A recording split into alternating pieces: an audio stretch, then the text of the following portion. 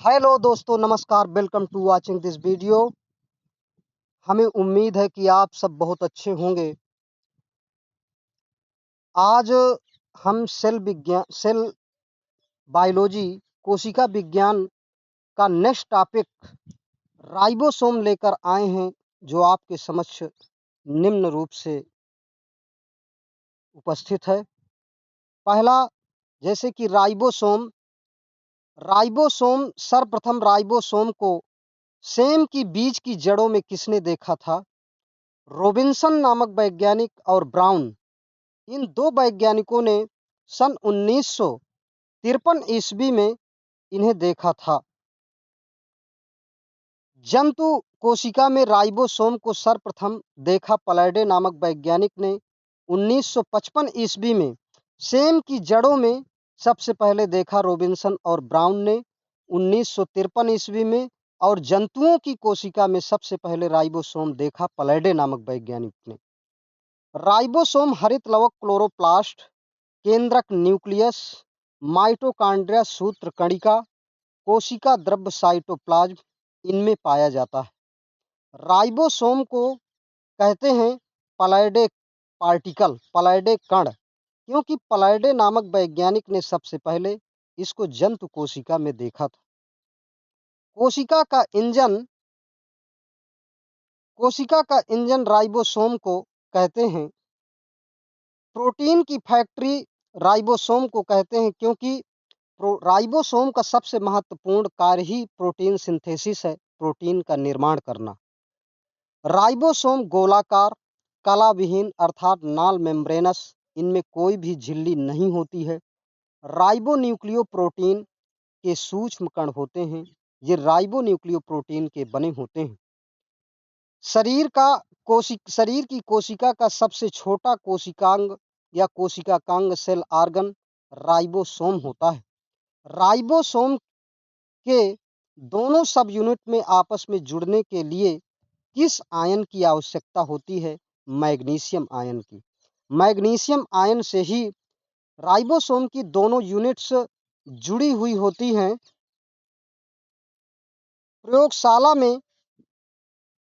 प्रयोगशाला में राइबोसोम का संश्लेषण सर्वप्रथम किस वैज्ञानिक ने किया था? नोमुरा नामक वैज्ञानिक ने सबसे पहले प्रयोगशाला में राइबोसोम का संश्लेषण किया था। पॉलीराइबोसोम का निर्माण किस समय होता है? प्रोटीन संश्लेषण के समय। प्रोटीन संश्लेषण के समय पॉलीराइबोसोम का निर्माण होता है।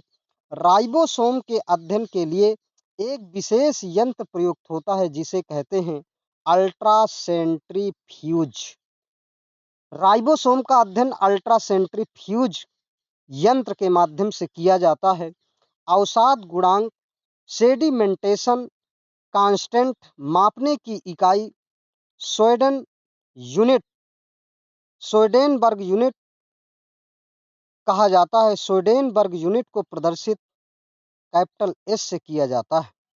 प्रोकैरियोटिक कोशिका में राइबोसोम पाए जाते हैं 70S प्रकार के। यूकैरियोटिक कोशिका में 70S राइबोसोम पाए जाते हैं माइटोकॉन्ड्रिया और क्लोरोप्लास्ट में। इनमें पाए जाते हैं माइटोकॉन्ड्रिया और क्लोरोप्लास्ट में। यूकैरियोटिक कोशिका में केंद्रक राइबोसोम पाए जाते हैं 80S प्रकार के, क्योंकि प्रोकैरियोटिक कोशिका में 70S प्रकार के और यूकैरियोटिक में 80S प्रकार के, लेकिन यूकैरियोटिक कोशिका में 70S प्रकार राइबोसोम माइटोकॉन्ड्रिया और क्लोरोप्लास्ट में पाए जाते हैं। इसके पश्चात गाल्जी बॉडी या गाल्जी काय की खोज सबसे पहले 1898 ईस्वी में कैमिलो गाल्जी नामक वैज्ञानिक ने किया था।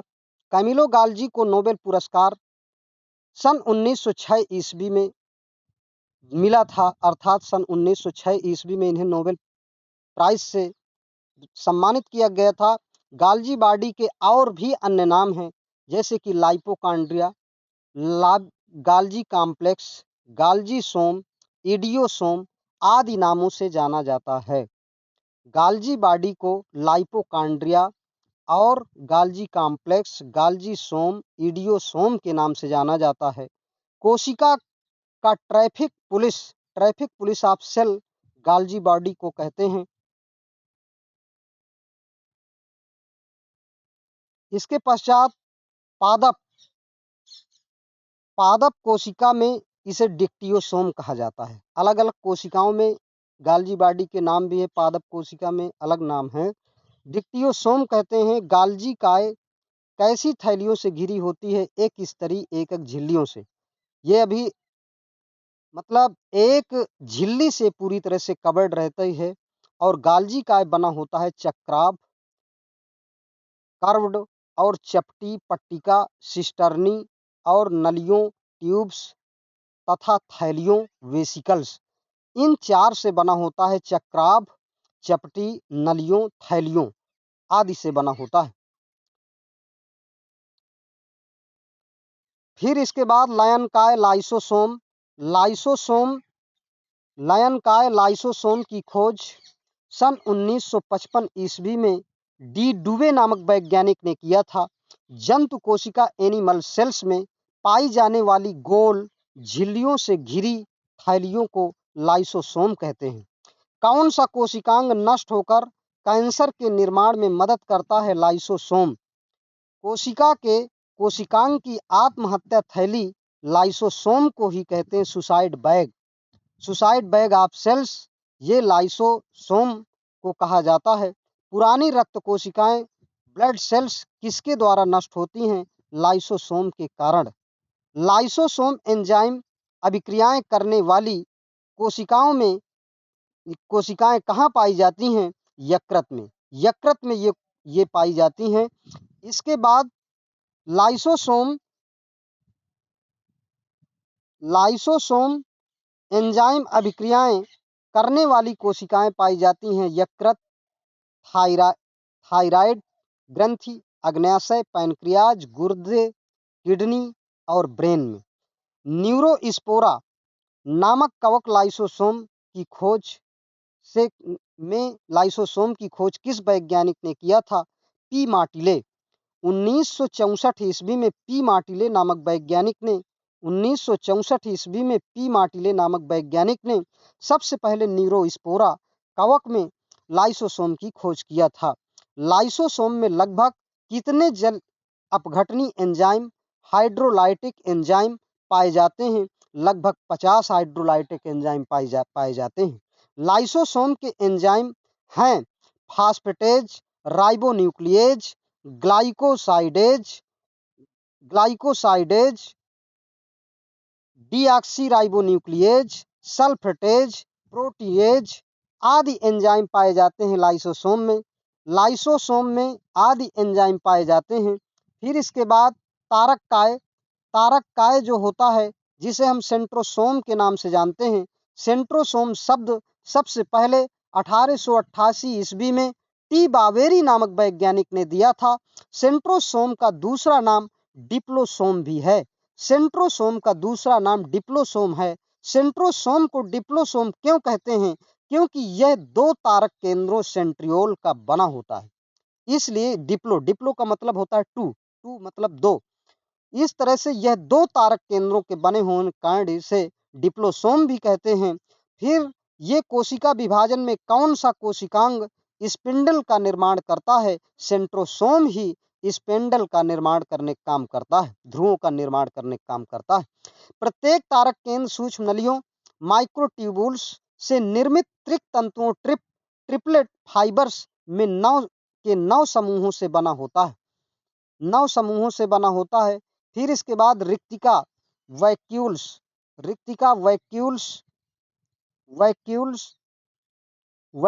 जो होती है, वैक्यूल्स कोशिका की आकृति बढ़ने पर उत्पन्न होती है रिक्तिकाएं। जब कोशिका की आकृति बढ़ती है तो रिक्तिकाएं उत्पन्न होती हैं। कोशिका द्रव्य की वह झिल्ली जो रिक्तिका को चारों ओर से घेरे रहती है उसे कहते हैं रिक्तिका कला या टोनोप्लास्ट कहते हैं। रिक्तिका वैक्यूल्स के अंदर भरे द्रव्य को क्या कहते हैं? कोशिका रस, सेल सैप कहते हैं। कोशिका रस में जल में घुलनशील वर्णक पिगमेंट कौन सा है? एंथोसाइनिन है। एंथोसाइनिन पुष्प व फलों को कौन सा रंग प्रदान करता है? लाल, बैगनी और नीला। एंथोसायनिन जो होता है पुष्प एवं फलों को, ये पहले भी बताया जा चुका है कि लाल, बैगनी और नीला रंग प्रदान करने का काम करता है। और कोशिका रस में कौन सा खनिज लवण होता है? कोशिका रस में या सेल सैप में सल्फेट, नाइट्रेट, फास्फेट तथा क्लोराइड आदि खनिज लवण इसमें पाए जाते हैं। खनिज लवण इसमें पाए जाते हैं। इसके पश्चात कोशिका रस या सेल सैप में कौन सा कार्बोहाइड्रेट पाया जाता है? इसमें ग्लूकोज पाया जाता है, सुक्रोज पाया जाता है, इनुलिन पाया जाता है। इतने इसमें कार्बोहाइड्रेट पाए जाते हैं। इसके बाद केंद्रक न्यूक्लियस की खोज सबसे पहले 1831 ईस्वी में रॉबर्ट ब्राउन नामक वैज्ञानिक ने किया था। केंद्रक को कोशिका का क्या कहते हैं? प्रबंधन या सेल ऑफ ब्रेन, मतलब कोशिका का मस्तिष्क भी इसे कहा जाता है। फिर इसके बाद मनुष्य की किन कोशिकाओं में केंद्रक न्यूक्लियस का अभाव होता है? आंख के लेंस में केंद्रक नहीं पाया जाता कोशिका में। त्वचा की बाहरी परत की कोशिकाओं में नहीं पाया जाता। स्तनियों की लाल रेड ब्लड सेल्स आरबीसी, लाल रुधिर कणिकाओं में नहीं पाया जाता। इसके बाद केंद्रिका न्यूक्लियोलस का निर्माण किसके द्वारा होता है? गुणसूत्र, क्रोमोजोम्स के द्वारा केंद्रिका न्यूक्लियोलस का निर्माण होता है। केंद्रक कोशिका के विभिन्न कार्यों को नियंत्रित करता है। केंद्रक जो होता है, न्यूक्लियस जो होता है, कोशिका के जितने भी विभिन्न कार्य होते हैं उनको नियंत्रण में रखने का काम करता है। इस बात का प्रयोग सबसे पहले ये हैमलिंग नामक वैज्ञानिक ने 1953 ईस्वी में एसिटिबुलेटेरिया में सबसे पहले किया था। ये ऐसा शैवाल है, एसिटिबुलेटेरिया एक प्रकार का शैवाल है, जिसमें सबसे पहले ये हैमरलिंग नामक वैज्ञानिक ने 1953 ईस्वी में एसिटिबुलेरिया नामक शैवाल में इसकी खोज करने का काम किया था या इसको सिद्ध करने का काम किया था। इसके पश्चात केंद्रक न्यूक्लियस चार किन किन भागों में विभक्त होता है? केंद्रक कला, न्यूक्लियर मेम्ब्रेन, केंद्रक द्रव्य, न्यूक्लियोफेज या न्यूक्लियोप्लाज्म भी इसे कहते हैं, केंद्रिका न्यूक्लियोलस, क्रोमैटिन धागे, क्रोमैटिन थ्रेड जिनसे गुणसूत्र का निर्माण होता है। इन चार भागों में ये केंद्रक विभाजित होता है। कोशिका का नियंत्रण कक्ष, सेंट्रल रूम ऑफ सेल, ये अभी बता चुके हैं कि इसे कोशिका का दिमाग भी कहते हैं, ब्रेन भी कहते हैं या मस्तिष्क भी कहते हैं। और कोशिका का नियंत्रण कक्ष, सेंट्रल रूम ऑफ सेल भी इसे केंद्रक को कहा जाता है। केंद्रक कला, न्यूक्लियर मेम्ब्रेन एक केंद्रक में कितनी होती हैं? 2, inner nuclear membrane, outer nuclear membrane. केंद्रक में 2 झिल्ली होती हैं, एक बाहरी झिल्ली और एक न्यूक्लियर में इनर का मतलब आंतरिक झिल्ली और आउटर का मतलब बाहरी झिल्ली। इसके पश्चात केंद्रक कला न्यूक्लियर मेम्ब्रेन किसकी बनी होती है? लाइपोप्रोटीन की। ये जो केंद्रक कला होती है लाइपोप्रोटीन की बनी होती है। और सर्वप्रथम केंद्रिका न्यूक्लियोलस की खोज फोंटाना नामक वैज्ञानिक ने 1781 ईस्वी में। न्यूक्लियस की खोज तो रॉबर्ट ब्राउन ने किया, लेकिन न्यूक्लियोलस की खोज फोंटाना नामक वैज्ञानिक ने ये सन 1781 ईस्वी में किया था। इसके पश्चात केंद्रिका न्यूक्लियोलस का नाम सर्वप्रथम किसने दिया? बोमन नामक वैज्ञानिक ने सन 1840 ईस्वी में सबसे पहले केंद्रिका न्यूक्लियोलस का नाम दिया। केंद्रक न्यूक्लियस में डीएनए का अंश होता है 10.0%, मतलब 10% होता है। और इसके बाद क्रोमोजोम अब गुणसूत्र का अध्ययन करेंगे। ये भी एक बहुत महत्वपूर्ण कोशिका का अंग है जो केंद्रक से निर्मित होता है। गुणसूत्र क्रोमोजोम का तात्पर्य ये ग्रीक भाषा के 2 शब्दों से मिलकर बना है। क्रोमो मीन्स होता है कलर और सोमा मीन्स होता है बॉडी, रंग युक्त शरीर। गुणसूत्र क्रोमोजोम शब्द सबसे पहले वाल्डेयर नामक वैज्ञानिक ने सन 1888 ईस्वी में दिया था।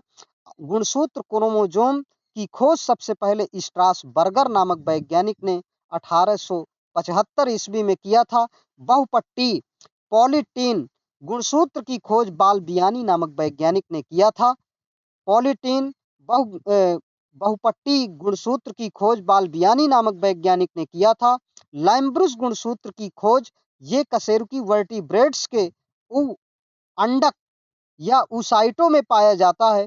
और इसके बाद सबसे कम गुणसूत्र किस पादप में होते हैं? हेप्लोग्रेसिलिस हेप्लोपेपस ग्रेसिलिस हेप्लोपेपस ग्रेसिलिस नामक पौधे में 4 गुणसूत्र पाए जाते हैं। सबसे कम गुणसूत्र हेप्लोपोपस ग्रेसिलिस जो प्लांट में पाए जाते हैं 4 पाए जाते हैं, जबकि सबसे कम गुणसूत्र जंतु में ये आफ्रियोर्टोक प्यूरिलिस इसमें 2 गुणसूत्र पाए जाते हैं। सबसे अधिक पादप में गुणसूत्र होते हैं ये आफियोग्लोसस रेटिकुलेटम एंडरसन टंग फर्न होता है ये, इसमें 1262 गुणसूत्र पाए जाते हैं। सबसे अधिक जंतु गुणसूत्र वाला ये ओलोकेंथ प्रोटिस्ट होता है जिसमें लगभग 1600 गुणसूत्र पाए जाते हैं। इसके पश्चात जीवों में गुणसूत्रों की संख्या numbers of chromosomes in living organism इसमें जीवों के गुणसूत्रों की संख्या numbers of chromosomes in living organism इसमें जंतु दिया है गुणसूत्र दिए, जैसे कि टेरिडोफाइट होते हैं। फाइट्स में गुणसूत्रों की संख्या 1300 से लेकर 1600 तक हो सकती है। आलू में ये 48 गुणसूत्र होते हैं। अमीबा में 250 गुणसूत्र होते हैं। गोल्ड फिश में 100 गुणसूत्र होते हैं।